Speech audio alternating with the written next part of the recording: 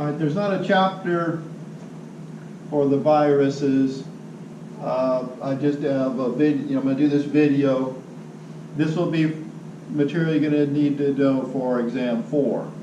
Okay, so I added a couple things. All right, so viruses are particles. You can't kill the coronavirus. It's not alive, right? So you really, the word that's used is you say you neutralize the virus, or if it gets on a surface, the virus itself, then it's gonna, say disassociate. It'll come apart because it's got a membrane around it, and membranes need to have water, right? So the idea that it can last for days and days on a surface is pretty much BS as far as I'm concerned. It'd have to be a really different virus if that were the case. But I'll talk a little bit about that in a minute. This type of virus, the poliovirus, doesn't have an envelope. Because it doesn't have an envelope, then it can remain on surfaces for a really long time, right? You would consider it an airborne virus. I mean, you could get it could remain in the air or on surfaces for a long time. So viruses are parasites. The only way they can divide or reproduce, say, is inside a cell, right? It requires a cell that's a living cell, but viruses are never alive. Even when they're being made, the cell that's making it is going to die, but they're just viral particles. They contain either DNA or an RNA, and they have like a protein coat around them. So this is a picture of a virus that doesn't have a membrane. The proteins are surrounded, inside is a piece of DNA or RNA, and then you have what are called spike proteins that come out and look like spikes. Now this is a virus they're depicting in the middle here is the DNA or RNA, and it's surrounded, the little oval egg-shaped are the proteins surrounding the DNA or RNA, and then you have this membrane. These are phospholipids. That you call that an envelope. So that's why the flu and the COVID-19 or the coronavirus, their spike proteins are embedded in a membrane.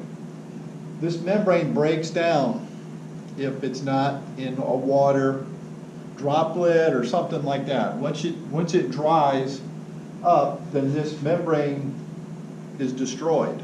So we've got that going for us.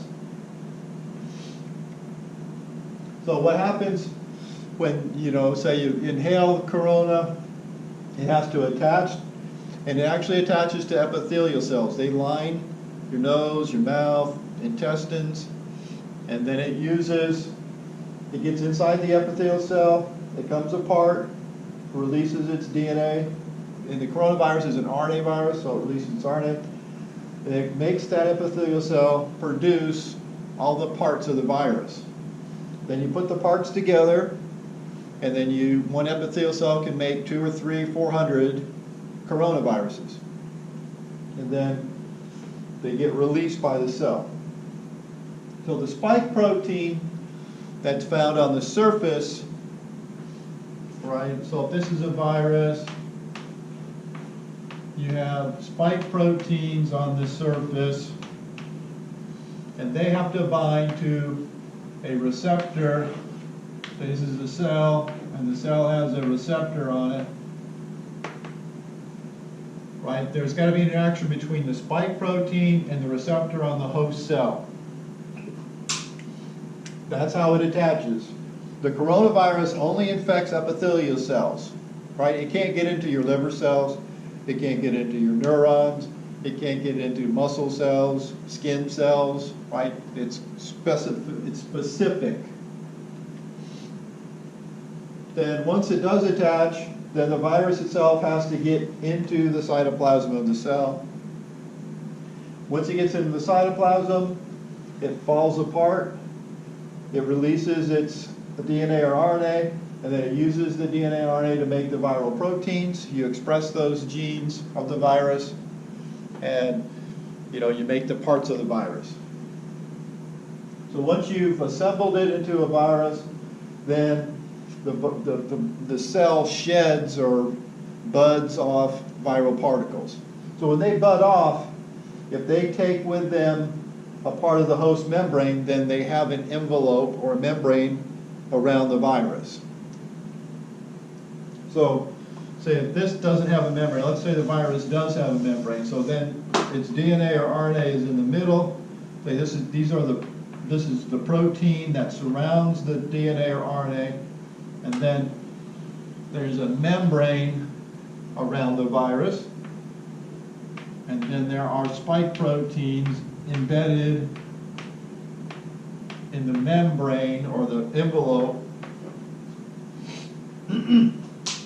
So it takes with it the membrane of the cell that it infected, if it's a virus that's known to contain a membrane. And all coronaviruses have membrane. All the flu viruses have that envelope or membrane around them too. Just one of the characteristics. So HIV, it also has a membrane around it, and it has spike proteins. Those spike proteins bind to a CD4 receptor that's found on white blood cells. So the T cell is the specific white blood cell that HIV infects. So you tend to need direct contact, right? These HIV particles don't survive on surfaces, okay, because they have an envelope. So it makes it a little bit more difficult to transmit it from person to person. So if a person is HIV positive, they've been exposed to the virus, and we can do an HIV test, and the test is just looking for that antibody. They're attempting to do that now with corona. They need to find, so if this is the coronavirus, our bodies, after you've been infected with a virus, it takes about 2 weeks to make what's called an antibody. That means you've been exposed to coronavirus because you made that antibody. You've been exposed to HIV. They look for an antibody to tell that it tells them, okay, it doesn't mean you have HIV. It means you had it at one time and your body has made an antibody against it. If you have the disease AIDS, then you're making active virus, and your T cell count gets too low, and then you start getting what are called AIDS-defining illnesses, which are a result of being immunodeficient. So if you have AIDS these days, you're real susceptible to the coronavirus because you have a weakened immune system. Hepatitis C is a virus. It's an RNA virus, and lots of Americans have it. It causes liver cancer. This virus only infects liver cells. That's why you call it, it causes hepatitis, right? So that's why you call it hepatitis C. If you're positive for hepatitis C, the test, then it's because you have made an antibody against that virus, and that's what they're looking for. A viral load, now this is what they're using now to see if you have the coronavirus. It's called an RT-PCR. They're not determining the number. The viral load actually determines how many viruses are in your blood. It can be anywhere from 1,000 to 1,000,000, even 1,000,000,000 if it's Ebola. But you can also use this PCR just to screen to see if you have the coronavirus RNA in when they do a swab. What they're doing is they're detecting the RNA, right, in the coronavirus. There's pieces of RNA that's only associated with COVID-19.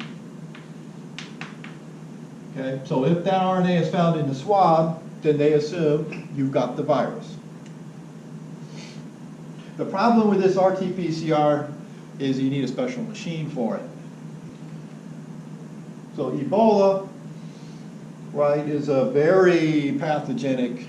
As many as 90% of the people that come down with Ebola die from it. It infects endothelial cells. So these are cells that line our blood, all the blood vessels are lined with endothelial cells.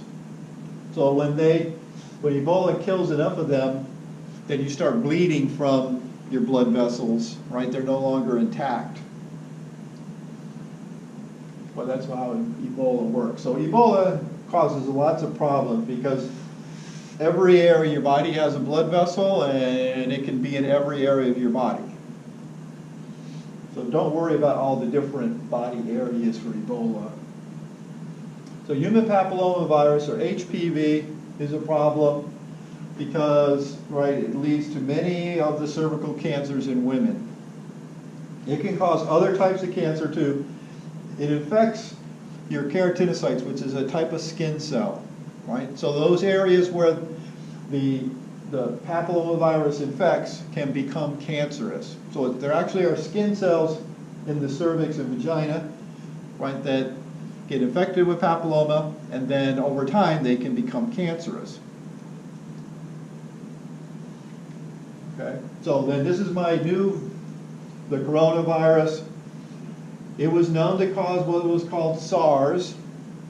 Then it caused MERS, right, 10 years later. Then another 10 years, we've got what we were referring to as COVID-19, right? They're all caused by corona. It's just that these are different strains of the same virus. What causes the strain to be different are these spike proteins. So let's say one viral strain has a square-shaped spike protein, and another virus, let's say MERS was square. Now COVID is circle. It's just different shaped. So that makes it a new virus that we haven't been exposed to before, and it can cause, see, the spike proteins are these, look like little trees on the surface. The red area is the membrane, so you see the membrane here.